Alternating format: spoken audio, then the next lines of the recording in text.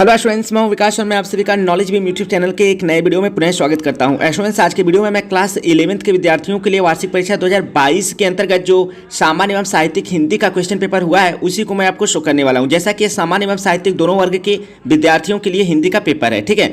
तो मैं video start करूँ उससे पहले आपको बताना चाहूँगा कि यदि आपने अभी तक हमारे टेलीग्राम चैनल को ज्वाइन नहीं किया तो उसे जरूर ज्वाइन कर ले। जैसा कि मैंने अपने टेलीग्राम चैनल का लिंक इस वीडियो को डिस्क्रिप्शन में दिया हुआ है, क्योंकि मैं अपने टेलीग्राम चैनल पर आप लोगों के लिए पेपर का लिंक शेयर करता रहता हूँ, पेपर का सोल्यूशन भी प्रोवाइड करता रहता हूँ और इंपॉर्टेंट पोस्ट जो होता है वह भी शेयर करता रहता हूं और साथ ही साथ आप लोगों के लिए डेली क्वेश्चन भी लाता रहता हूं। तो आपको हमारे टेलीग्राम चैनल को ज्वाइन करना चाहिए, लिंक मैंने इस वीडियो को डिस्क्रिप्शन में दिया हुआ है।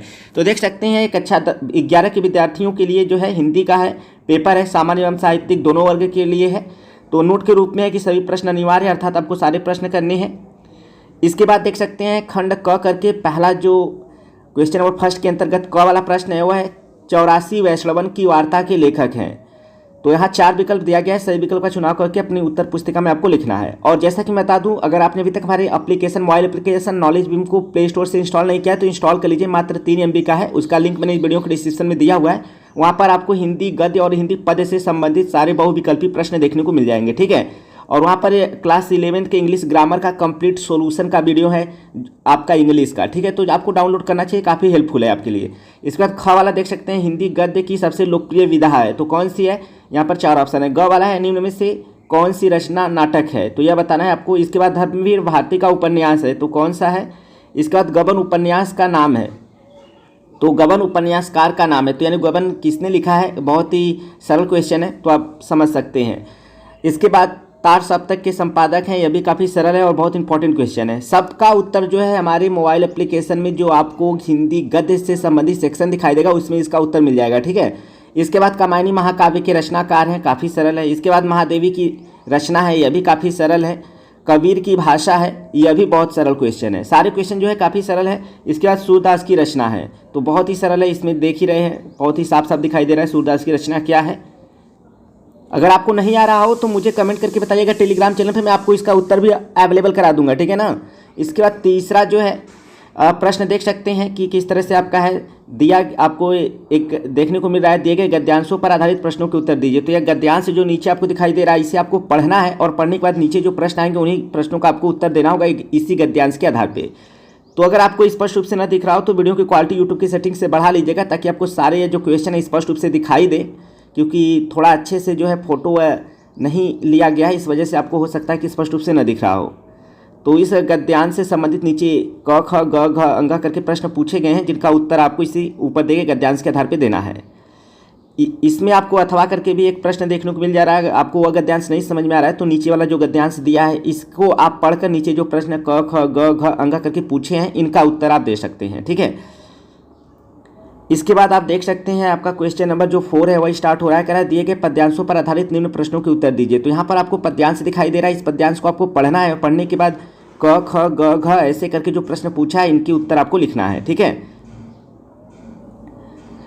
इसमें भी आपको अथवा करके एक और पद्यांश देखने को मिल रहा है, तो यहाँ पर देख सकते हैं इस पद्यांश को आप पढ़ सकते हैं और पढ़ने के बाद नीचे यहाँ पर जो प्रश्न पूछे गए हैं क ख ग घ अंगा करके इनका आप उत्तर लिख सकते हैं ऊपर दिए गए पद्यांश के आधार पर, ठीक है।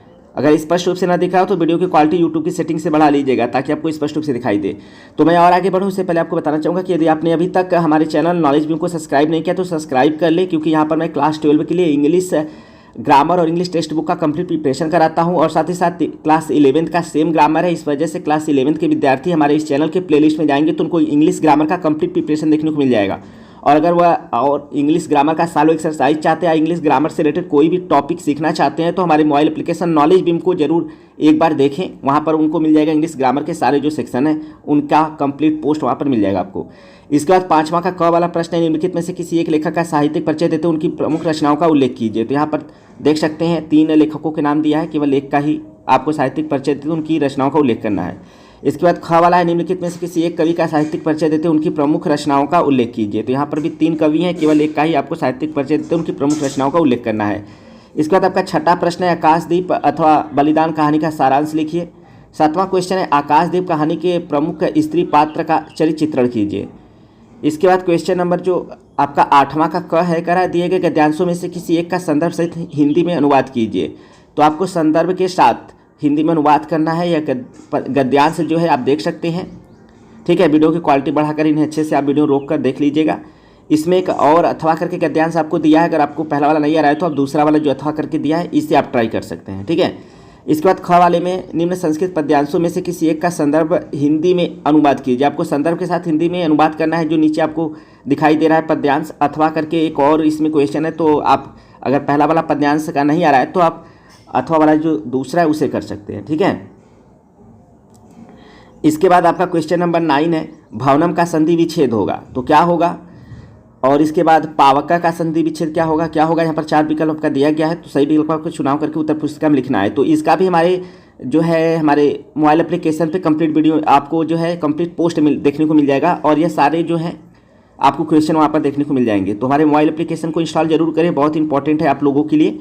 तो इसके बाद क्वेश्चन नंबर 10 है, निम्न में से किन्हीं 2 प्रश्नों का उत्तर संस्कृत में दीजिए। तो केवल 2 का ही आपको देना है। यहाँ पर क ख ग घ अंगा करके 5 प्रश्न पूछा गया है, केवल 2 का ही आपको संस्कृत में जो है उत्तर लिखना है। इसके बाद क्वेश्चन नंबर जो है आपका 11 है, निम्न विषयों में से किसी एक विषय पर अपनी भाषा शैली में निबंध लिखिए।